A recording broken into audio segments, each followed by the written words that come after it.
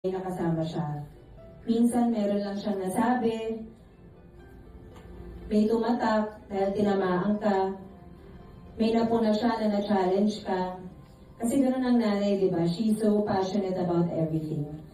At alam mo na kapag may sinabi siya, minimin niya yun.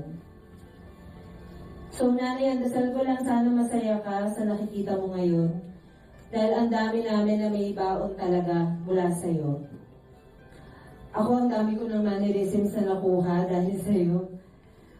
Ang dami naming anak-anakan mo at alam ko na ito ang pinaka-importante at pinaka-favorite role mo, ang maging nanay. Kasi kapag late na, yan ang lagi mong kinukwento sa akin. Si Andy, si Gwen, tsaka si Ellie.